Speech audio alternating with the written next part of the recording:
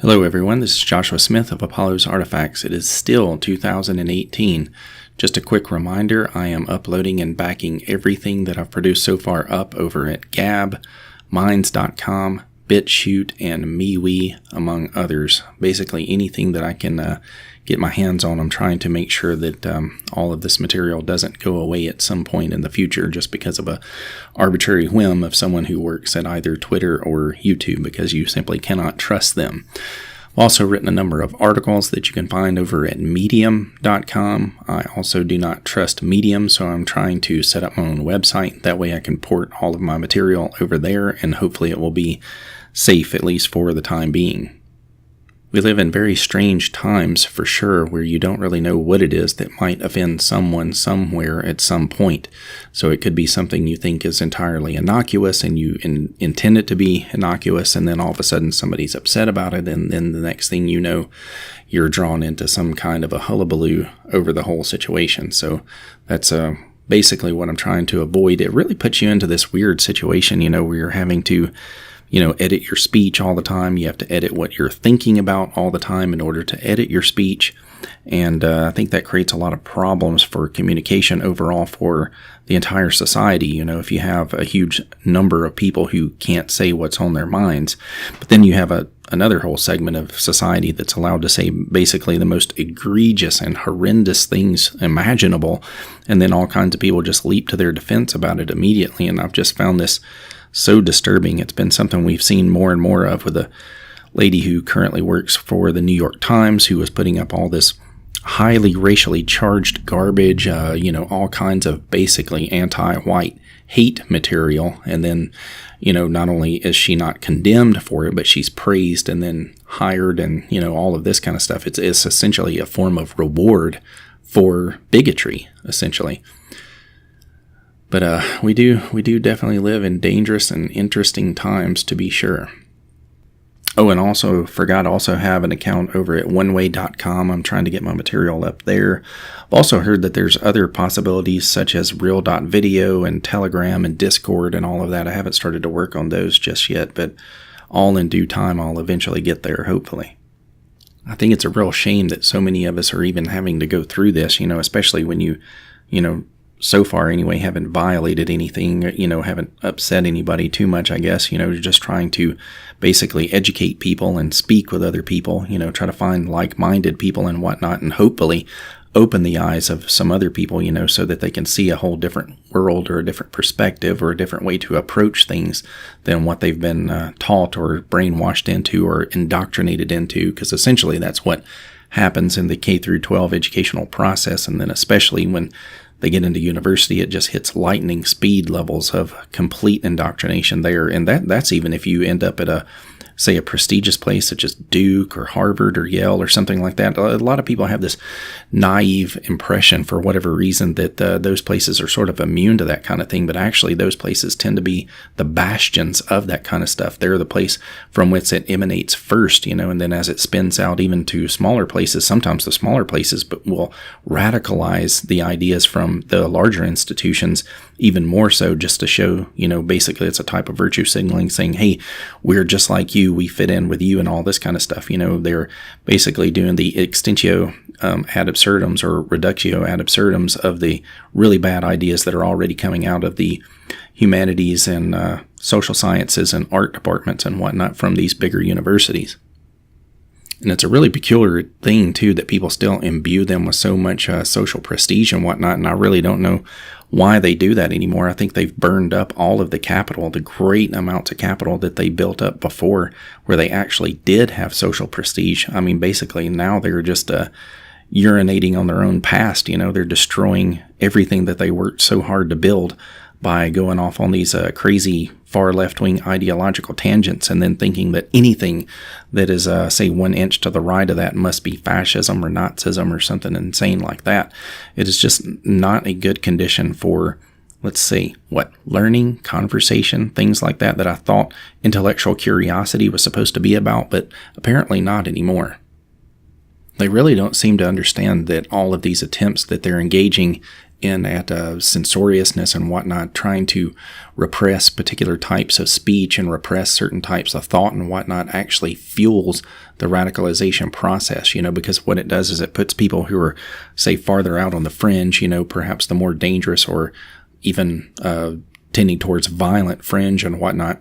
You basically legitimize so many of the things that those people say, and they say, well, look, we told you so, and all of this, and then you press more and more people who are, say, just centrists or center-right or something like that, and then they get pushed off more towards the groups that begin advocating for violence and whatnot. So they're really fueling a potential powder keg for the future with radicalization if they do not, re-expand this area to allow people to have free thought and free speech and free communications and all of that, instead of having the tech left giants of Silicon Valley try to crack down on people who are just, say, only, moderately stepping out of line just a little bit. And frankly, some of the behavior that we've seen from self-professed conservatives has just been downright embarrassing in the way that they have been afraid to come out and defend people who are on the right, who have been, getting into trouble and whatnot in these in the social media sphere. We've seen people like, Ben Shapiro. We've seen Jonah Goldberg and others say that basically they don't really care what happens. They're like, well, it's a private company. They can go ahead and just ban anybody that they want to, whenever they want to, for the smallest of reasons. Goldberg even went further, and in terms of Alex Jones, where he said that anyone who had been a guest on Alex Jones's show should essentially be deplatformed. He said that Fox News, in this article that he wrote, I'll link that below if I remember. Hopefully I don't have anything to write on to remember that. But anyway, he said in this article that Candace Owens shouldn't be interviewed on Fox because she had gone on Alex Jones's show. Well, if you think about the argument that Goldberg is making, essentially what he is saying is that people should also deplatform the president himself because President Trump went on Alex Jones's show. Now, I don't think Goldberg has any understanding of who all has been on Alex's show over the years. He's had all kinds of governors, he's had senators, he's had members of Congress and whatnot. Is he arguing, actually, that those people should be deplatformed as well? That they can't be interviewed by anyone in the mainstream? I mean, I don't know why these people get so confused that they think that means it's an endorsement of everything that Alex has ever talked about on his show. It most certainly isn't. I mean, would it be when he goes on CNN? Is he endorsing all of the lunacy that's been spewed out of CNN and MSNBC and whatnot over the years? Or is it just more of this, Beltway neoconservatism where they like to, flash their credentials and whatnot and say, well, we're socially accepted. We're the socially acceptable version of the right here. And we have to define out all of these other people who we don't like, these sort of, crass people of low character who have a tone of conversation and speech that we don't like. And, that really just wouldn't fit in with their swank, fancy dinner parties and whatnot. We can't have that kind of a person here. We must exclude them. And really, he's following in the long tradition that was already established by William F. Buckley himself, who actually had a lot of good, personality traits and whatnot. I think that Buckley was an absolutely hilarious person in the way that he delivered his humor and whatnot. He was quite deadpan in that, but Goldberg certainly does not seem to replicate that sort of sensibility in any way whatsoever. And what Goldberg is trying to do is he's trying to engage in what is a sort of a boundary policing and whatnot, which National Review has a long reputation of doing also because of Buckley. Buckley was the one who ran out the John Birch Society people way back in the day. The Birchers, actually, they started off as heavily anti-communist people, and then over time they kind of developed more into conspiracy theory material.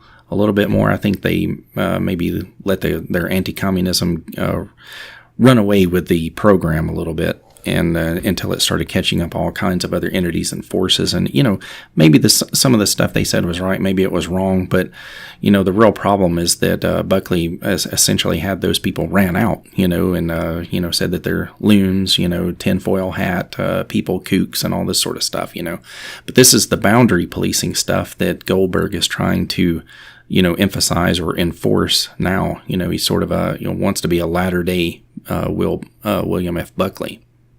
And there was actually a little dust-up on Twitter the other day that took place between a person who a lot of people count as a neoconservative who you should never listen to, David Horowitz, and Horowitz actually had some words for Goldberg, and Horowitz followed this up later, with an article about the whole situation, talking about how he had given Goldberg a platform, he had given him, a way to promote his books and all this kind of stuff, and then Goldberg really just went after him on Twitter the other day and said that he had either his head was up his own rear end or up President Trump's, because he simply doesn't understand the fact that a president can't display the massive character flaws that President Trump displays and still, be among the acceptables in terms of political conservatism today.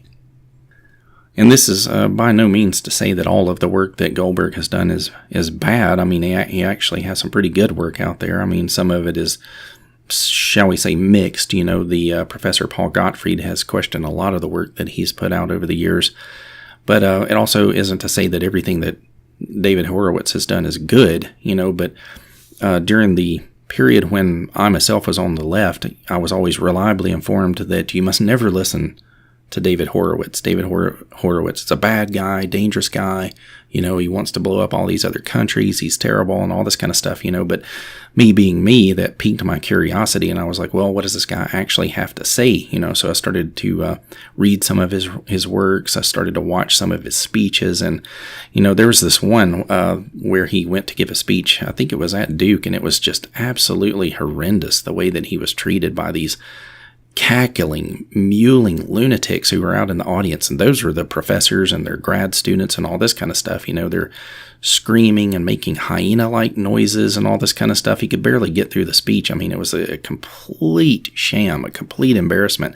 He had to have a big security staff in there with him and all that just to be able to give a speech. And one of the strange things I noticed, I rewatched part of it the other day just to sort of refresh my memory about what happened in that, as I noticed that the person who introduced him was Stephen Miller, which, is the person who's in the White House with the president right now that the left hates so bad. They say that he's sort of a Himmler type person. He's an architect of all these really bad anti-immigrant policies and whatnot. But I thought it was really funny when Miller was introducing Horowitz, he sort of gave this really, scowling glare to all of the cackling hyena types who were out there, hooting and hollering and all this kind of stuff. I don't think very many of them seem to know who Miller was at that time, that he would go on to become what he's become. But I think he had drawn a bead on them already. He knew very much where they were ideologically and that he didn't like them at all.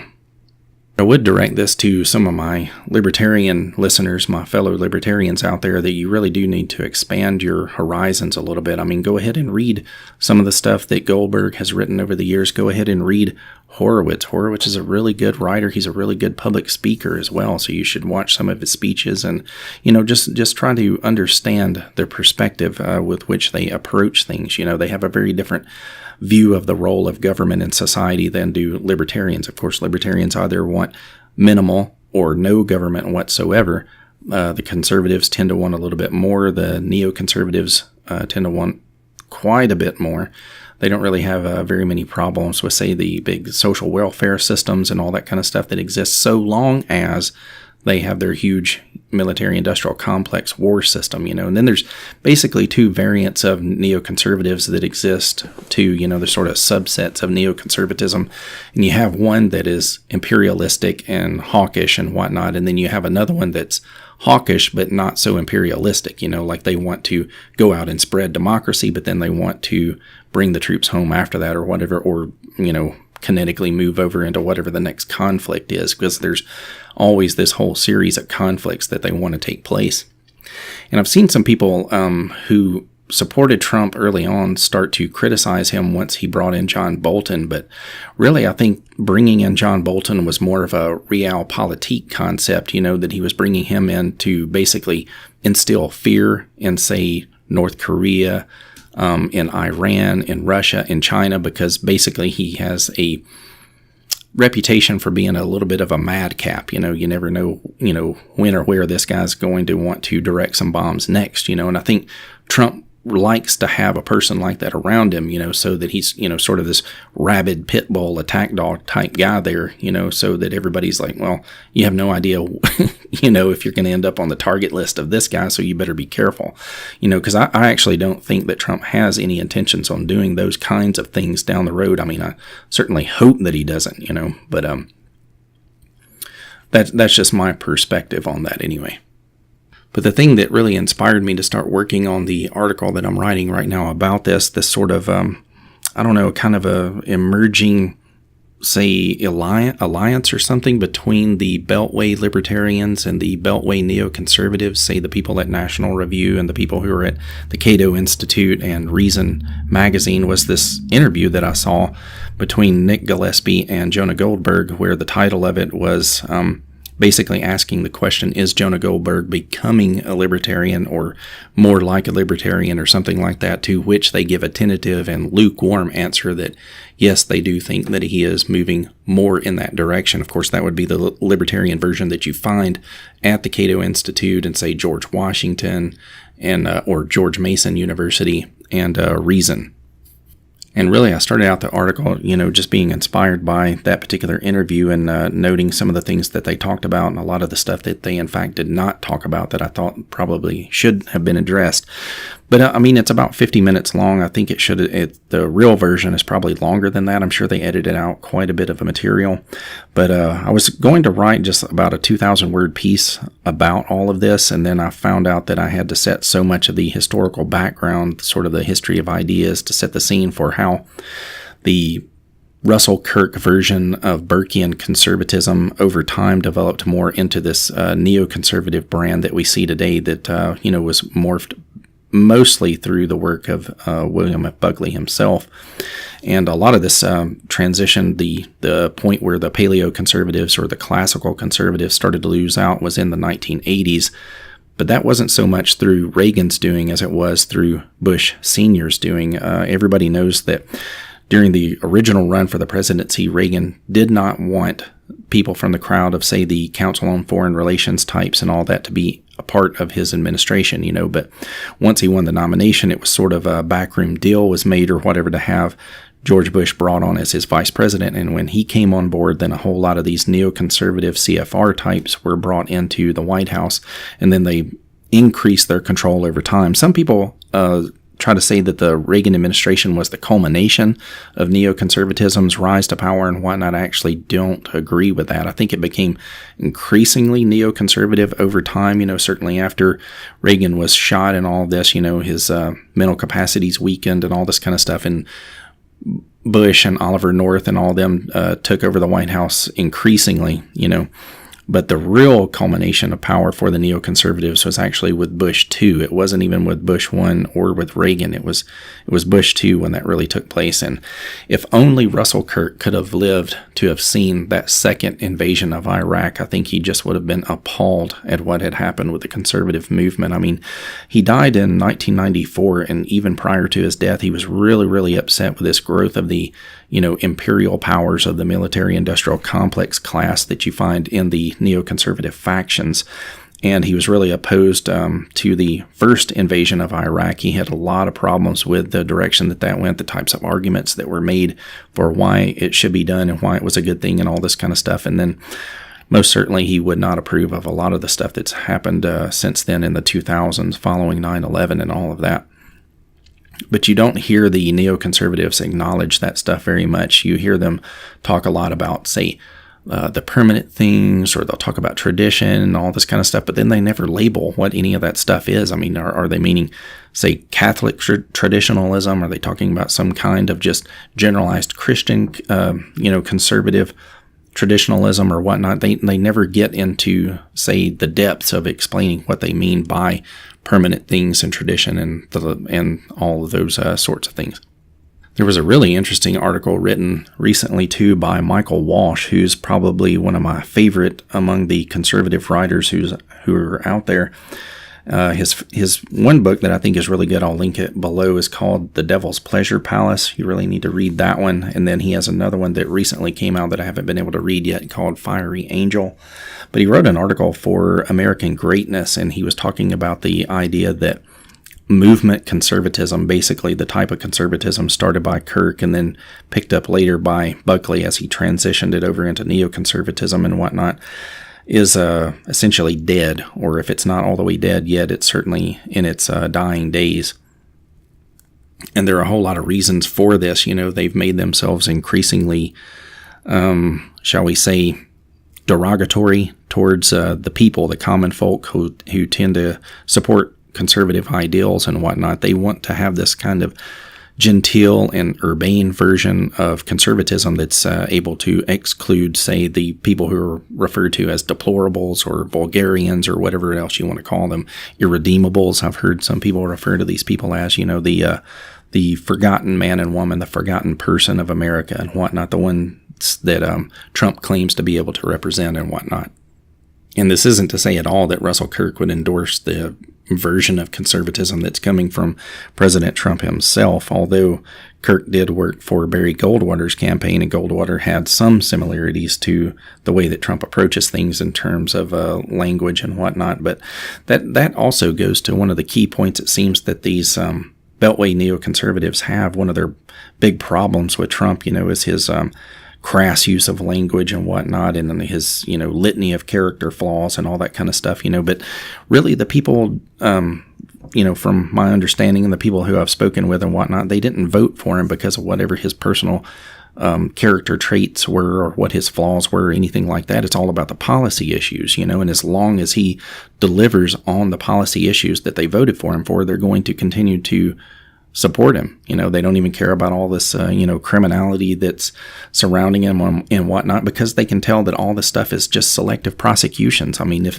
somebody had the power and the interest to do so, they could certainly go after, Obama and his cohorts. They could go after the Clintons if they wanted to and all this, but there, seem to be just certain groups, certain families or whatever that are completely immune to, prosecutorial powers and whatnot. And basically that boils down to anybody who is associated with the Bush family and Clinton family's criminal nexus. They basically make up one large crime syndicate that's basically tied into each other. I mean, you have these things that it absolutely blows my mind that people ignore, these publicly made statements that people act like never even happened, where you have George Bush's mom saying that Bill Clinton is like the son that she never had. And then you have the Bush brothers saying that, oh, yes, so Brother Bill over there, he's like the brother who we never had. He's a member of our own family and whatnot.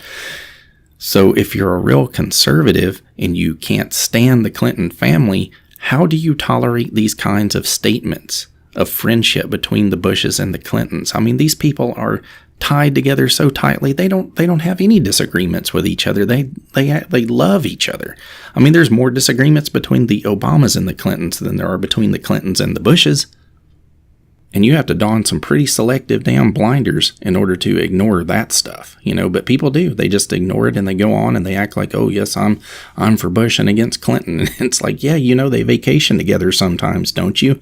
That basically they're like WWE wrestlers or something, they're enemies sometimes on TV, but behind the scenes, they're all going out to have beers together and all that kind of stuff. They're not real enemies.